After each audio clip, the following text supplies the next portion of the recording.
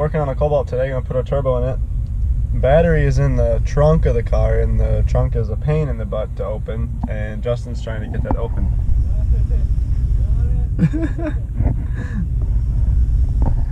It leaks a little bit. Let's see if this fucker will start.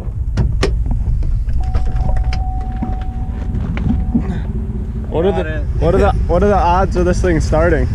Probably slim to zero, but it might. It started before. We'll see. I'm gonna have to scoot up. Yeah, probably. Dirty engine bay. I'll show you later.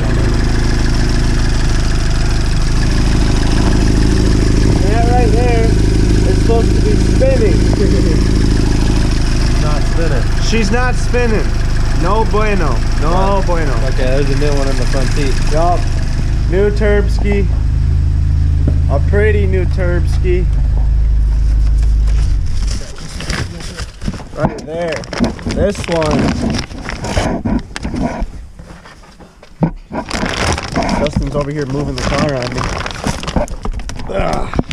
It's like a new baby. It's like a newborn baby.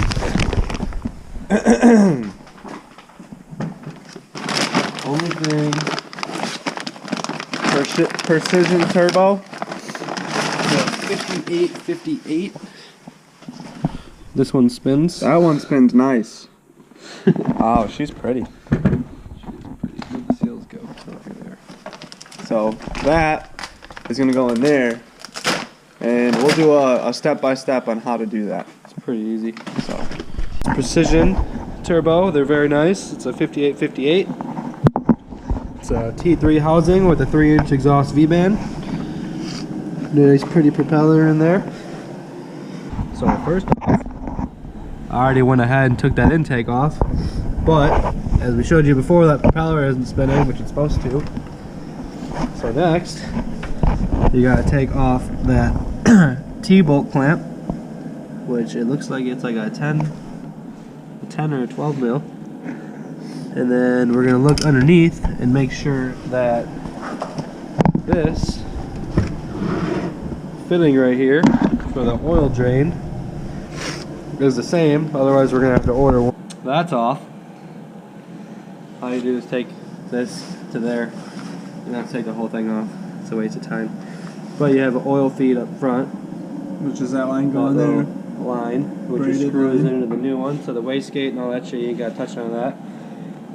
Like Matt said, or he was wondering, there's a vacuum line off of here, which is supposed to be something. This one just vents the atmosphere, so you don't have to have anything there. So don't ever think that you have to have something always connected to the top of the wastegate. Also, it looks like there's a screw missing here. That's normal. You can either put that here or here. There's a block off plate over on this side. That's a whole different thing though. We'll go over that when we work on the Evo. So now we're gonna go underneath. Check it. We gotta take off those 2 bolts and make sure that that is the same as this other turbo, but it does not look like it's going to be the same, unfortunately. So we're probably gonna have to order a different one. But all you gotta do is take off that, take off that, take off those 2 bolts, and then just if it does work, all you gotta do is take off those 4 bolts to the T3 manifold by ZZP, and then there's a V-band, excuse me, 3-inch for the exhaust side, and then that sucker should come right out of there. But we gotta make sure that those are the same before we waste any of our time. Yeah. This top bolt right here that Matt is trying to get to, whoever put this turbo on this manifold cross-threaded it so it doesn't go all the way on. So it's going to be a pain in the butt to get off, and we're probably gonna have to retap it. I don't recommend using these little breather oil cap because blow-by comes through here and it comes out, and You can tell on this hood there's some oil residue, and that is all from that breather. You should just run an oil catch can or something. Yeah, we work with Oh, that is the same. That is the goddamn same right there, buddy. Hell yeah. All right. So that's what came off. Don't be one of those dudes that fucking puts RTV all over this shit to keep from leaking, because that is not the way to do it. Yeah, that's not good. Don't do that. So I'm gonna clean off these bolts. Your main thing with this is to keep everything clean. The cleaner it goes together, the cleaner your engine looks, the less oil that leaks, the less problems you have. That's about it. It's just better. Just like measure fucking twice, do it once. Same idea. We gotta do some reclocking. Yeah, we're gonna have to move this turbo around. Alright, well now that we know this is the same, what we're gonna do first is just get the other turbo out, and then we'll deal with this after. Yep, we'll show you that. So what I'm doing here is I'm just taking these bolts out so I can spin the housings to make it line up with the one on there, which it's not even out yet, but I already have an idea of what it's going to be like, so I'm just gonna get it ready for that. But sometimes they put these bolts, oh, never mind, it came out. She being nice today. There's 6 bolts. This one might be a pain. Oh. These little things hold it together. Pretty nifty. You guys didn't know that.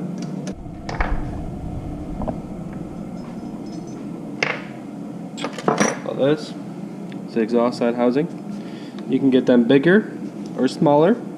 Pretty sure this is the smallest one because he wanted the turbo to spool as fast as possible. It goes by this number, it says AR. This is a point, what was that, 6.8? The bigger you go, the longer it takes to spool. The higher the RPMs kicks in at, but he wanted this to spool as fast as possible. But all I'm doing is just taking this, set off the side for a second, and this oil drain needs to go down. The housing needs to come up, and this has to come up like this. So, very carefully put this back on. Now you gotta be careful when you do this. One side's flat, this side's kind of rounded. Make sure the rounded side goes up. You gotta be careful when you put these on too, because sometimes these fuckers don't want to go on. So you kind of have to, like, I'm gonna go ahead and I'm gonna move this over. We're gonna put this bolt in over here. You just want to turn it down enough so you can spin it so it doesn't touch the oil feed bolt. But you don't want to turn it in too much. Also on this side, there's 1, 2, and these are halves right here. So I'm putting this bolt halfway in, this bolt halfway in.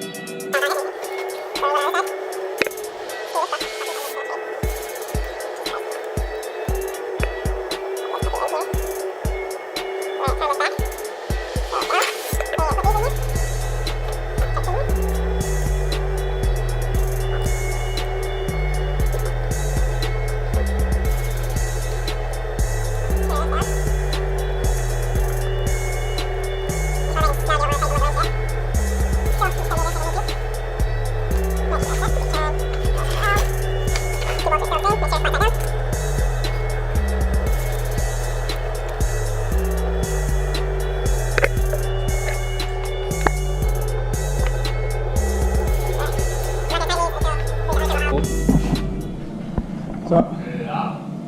Close. There's 2 bolts that are stuck. Say hi, Dad. There's a bolt that's cross-threaded, so we gotta figure out how to get that out without breaking it. Yeah, it's been a pain in the ass, so I'm taking a break. So that, boys and girls, is pretty much how you reclock a hot side of a turbo. Now I'm about to do the cold side. And then he's about to do the cold side. But just talking about, just so you can still move it, but nothing comes apart. Yep. So then you can switch it over, flip it over, and then do the cold side, and yeah. So for those of you that do not know how a turbo actually works, is a turbo is propelled by exhaust gases. So here is bolted to your exhaust manifold, which sends air through here, spins your compressor, which will spin the impeller that has air coming in from the atmosphere through your air intake, and then it gets pushed out of this port, goes through intercool piping, which this is the top part that connects to here. Yep, and your intercool is in your front. It's down here, this little guy right here. Air gets sent through this pipe, all across the bottom, through all these veins, just like a radiator, comes back up, and then it goes into your intake manifold, which is down there. It's at the bottom. Yep. So, in this setup, turbo is mounted here. This comes up through your cold side in here, goes down, back through your intercooler, and comes up into your intake manifold. So we got the turbo off. There she is, the old junky one. If you look inside here, there's a gross broken turbine off this one next to my Yep. finger. That's what it's supposed to look like. Let me see if I can grab a light. Hold on. Sure. So this is broken, obviously. Mm-hmm. And if you notice, it's like very wobbly. There's a bunch of shaft play. Yeah. This, That's no this, good. it's okay if it moves side to side a tiny bit, but you can hear it. So Look how wobbly that spins, though. Yeah, that's not good at all. no. But we did run into one issue. We ordered a new one. We ordered a 3.5 exhaust side, but they only sent us a 3. Yeah. So I'm gonna have to call Precision, and they're a very good company, so they should just send me over the right turbo, hopefully within a few days. So look how much better the new one looks compared to the old one. Nasty. Beauty. Nasty. Beauty. Nasty. But we'll check up with you guys later. We'll finish this project another day.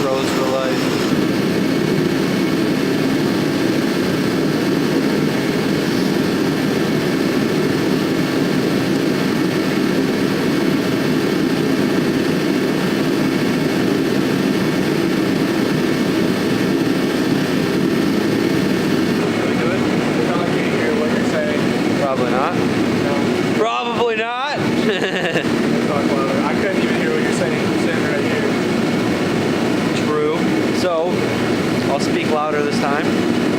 Matt is doing the fabricating because I've never done it before. I want to learn. I can't talk when Matt has the shit going.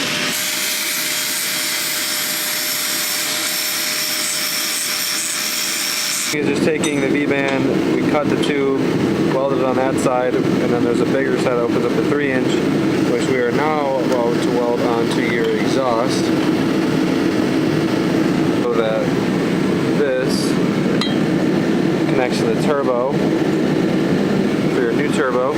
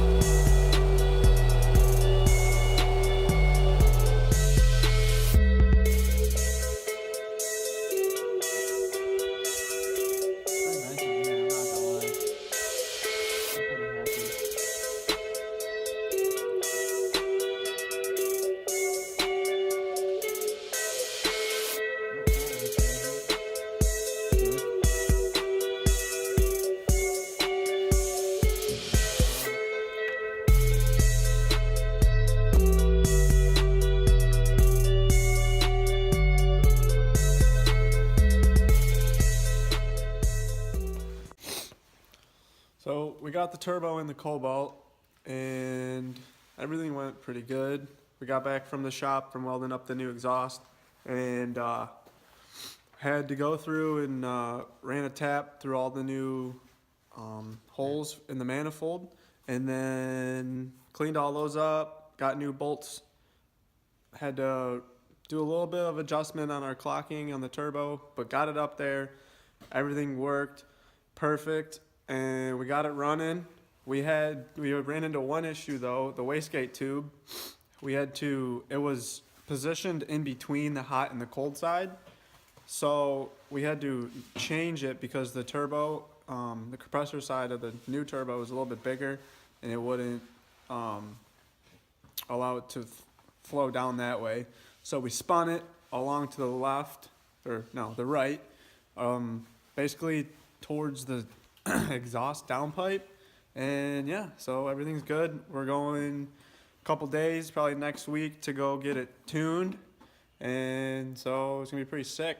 Runs great, no leaks, nothing. So A+ over here. We're happy. You happy? I'm happy. Hell yeah. No leaks, baby.